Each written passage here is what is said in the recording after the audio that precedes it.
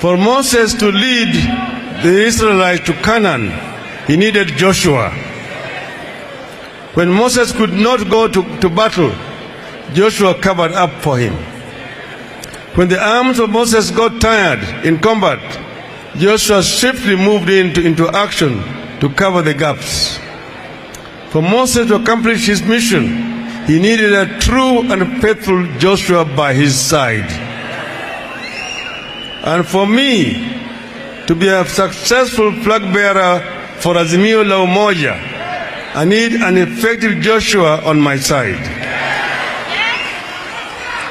One who will not be a turncoat in the middle of the battle or abandon post for other exploits.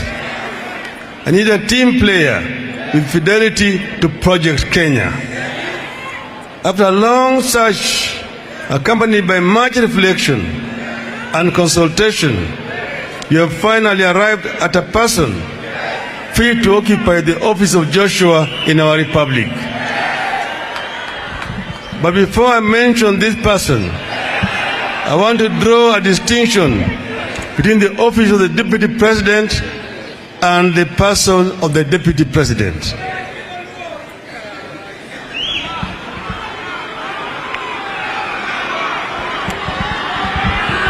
Hello? According to our Constitution, the office of the Deputy President is meant to be the President's workshop. It is meant to be the principal assistant's office, meaning that all the heavy lifting is expected to occur here.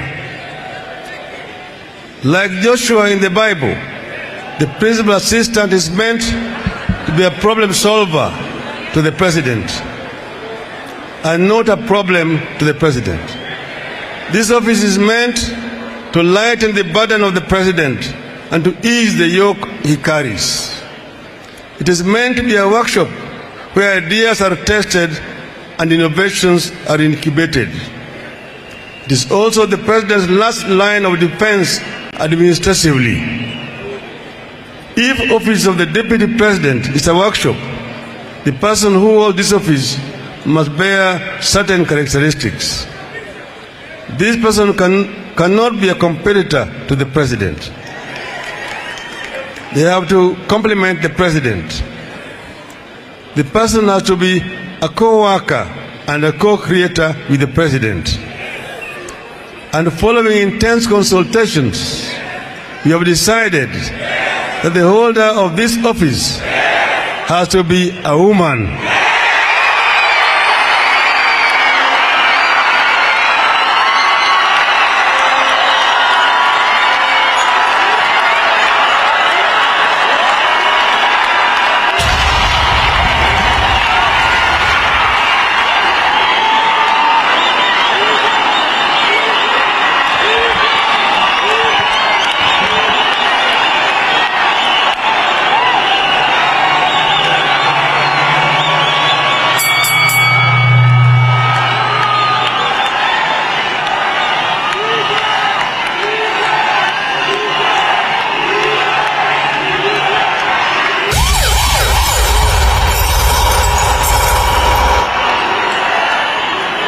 Hello?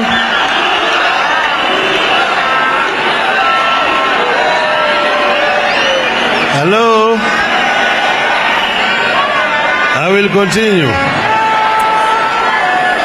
After 60 years of independence, we cannot be the male domination. We cannot excuse the male domination of the executive.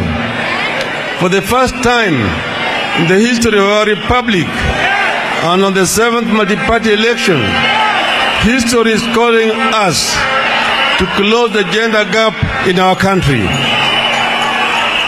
History is calling on us to reciprocate the struggles and fidelity of our women. History is calling on us to produce our first woman deputy president. Hello? Tafadhali, kimya. Tafadhali vijana. Vijana hoi. Mama hai. Tunaendelea. And I now want to describe to you the person. At the age of 24, this woman was appointed a magistrate to adjudicate on matters of men. A few years later, she became the youngest woman to be elected a member of parliament in central Kenya. And she went on to serve in the capacity for 20 years. Of these 20 years, she was a cabinet minister for 6 years, serving in different portfolios. The woman we offer as the proposed deputy president is also known to have incredible credentials in the fight for our second liberation. In 1990, for instance, I was arrested and placed in detention without trial.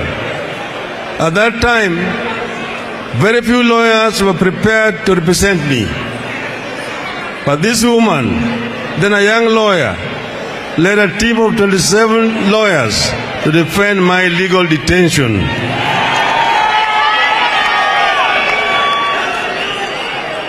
When I moved a motion in Parliament to set up a select committee on constitutional reforms and was deserted by my colleagues in the opposition, only she and the late George Moseti Anyona stood by me. This woman is a fighter and is not a quitter. This woman has a safe pair of hands, seasoned by the struggle for our second liberation and service to the country in many capacities. This woman has a beautiful soul as exhibited by her love and passion for her children and grandchildren. This woman will be a great co-creator and will make a remarkable first deputy president of the Republic of Kenya. As a co-worker, I want her to finalize the unfinished business of making our constitution. And I want this done because when the late Mwai Kibaki and I put for the 2010 constitution, we admitted that it was a work in progress and it needed some further work.